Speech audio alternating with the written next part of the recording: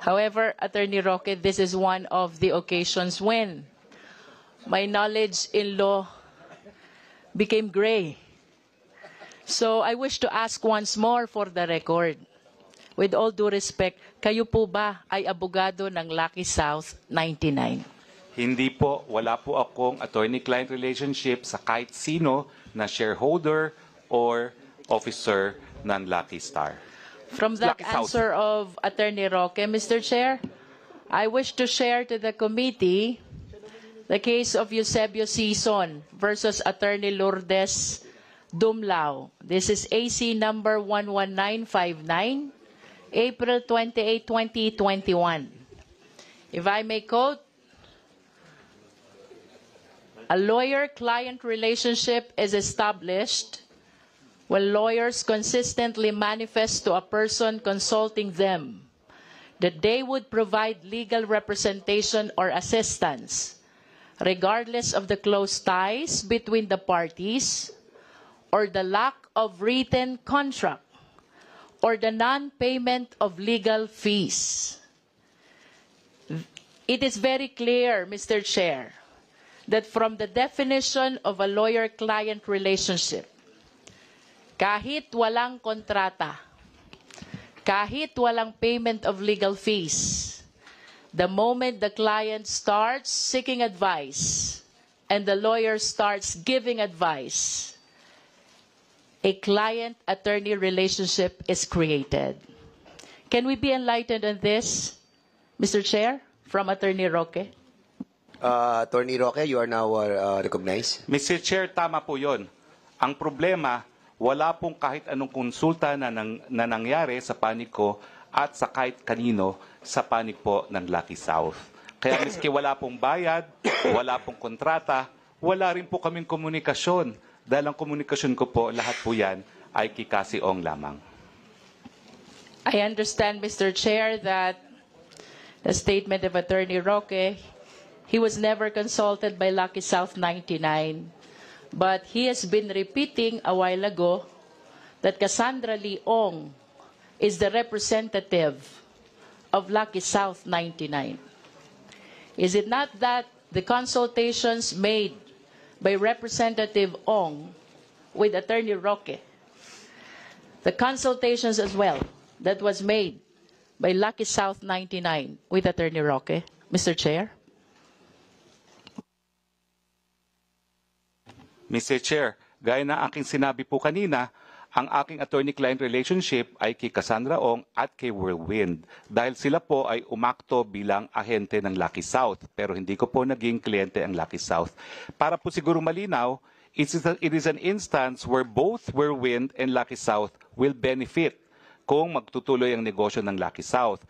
Kasi kung wala naman po Lucky South, useless yung pinatayong premises ng Whirlwind. At kung wala naman ang Whirlwind, wala ring uupahan ang Lucky South. Pero pagdating po sa attorney-client relationship, dapat meron man lang komunikasyon sa panig ng abogado at ng kliyente whether or not there is a written agreement, whether or not there is bayad. Pero wala po talagang ganon dahil limited lang ako kay Cassie Ong. Mr. Chair, I just wish to remind our resource speaker that I think there were 3 members of the committee who have been delving on this question, and repeatedly, Attorney Roque stated that he is lawyering for Cassandra Ong. Cassandra Ong is the representative of Lucky South 99.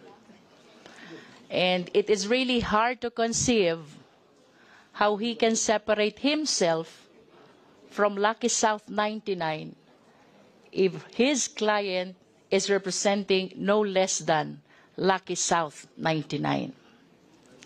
Lucky South is not a natural person. It is a juridical person.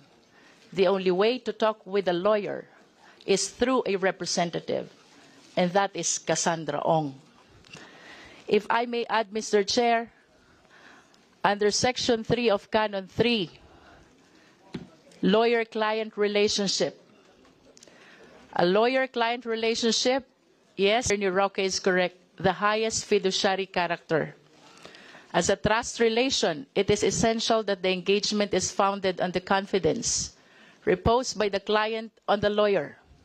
Therefore, a lawyer-client relationship shall arise when the client consciously, voluntarily, and in good faith vests a lawyer with the client's confidence for the purpose of rendering legal services such as providing legal advice, representation, and the lawyer, whether expressly or impliedly, agrees to render such services. There are two elements, Mr. Chair. The first element is that the client solicits advice and service of the lawyer. The second element, the lawyer renders service and advice to the client. I think in the given situation, both were fulfilled. There is Cassandra Ong, or there was Cassandra Ong, representing the juridical person Lucky South 99, who solicited the advice, the service of Attorney Harry Roque. And Attorney Harry Roque physically accompanied Cassandra Ong to PAGCOR, a manifestation of his act of rendering service and advice to his client. I humbly submit, Mr. Chair, that I think there are sufficient legal provisions to establish that a lawyer-client relationship was indeed created with Lucky South 99. Mr. Chair. You want to reply on that, former Secretary Roque? Mr. Chair, I can only say that as a lawyer, I have a different opinion. I acknowledge that there is lawyer-client relationship between me and Cassie Ong as representative of Whirlwind, who in turn acted as agent for Lucky South. But that does not mean that Lucky South gave me their trust and confidence to represent me, and I will repeat it. Kung kukunin po nila ako to quash the raid on their property, I will readily accept it. Pero yun nga po, hindi nila gagawin yun. Dahil sa tingin nila, ang kritiko ng gobyerno, hindi magpapanalo ng kaso sa kanila, magpapalala pa. Yun lang po ang sitwasyon talaga. Mr. Chair, earlier, Attorney Roque likewise stated that Whirlwind is the agent of Lucky South. Does our resource speaker confirm this, Mr. Chair? Yes po. And can agency be implied? Well, it can be implied, but an agency once delegated cannot be further delegated. Yun po ang rule. Can it be done verbally? Well, agency is written or verbal. Pero ang sinasabi ko nga po, yung delegated authority to Cassie Ong cannot be delegated any further. Ang pwede lang po mag-delegate talaga ay yung principal. And what, therefore, is your concrete basis why you reach the conclusion that Whirlwind is an agent of Lucky South 99? Well, una-una, Mr. Chair, because that is how Whirlwind explained it to me. And under the circumstance na sila nagpapaupa ng property nila at may interest sila na magkapatuloy ang negosyo ng Lucky South, nakita ko naman po kung ano ang interest din ng Whirlwind. Ang interest ng Whirlwind ay magpatuloy po ang negosyo nung nag-uupa sa kanila, Mr. Chair. Mr. Chair, I want to go to the basic. Agency is a contract where there are two parties involved, the agent and the principal.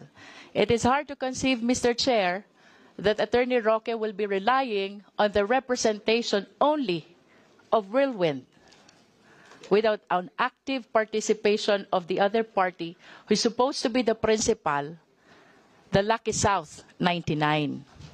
And even assuming that indeed Whirlwind is an agent of Lucky South, I hope we are reminded as well by the principle that the act of the agent is the act of the principal, and the liability of the agent is the liability of the principal.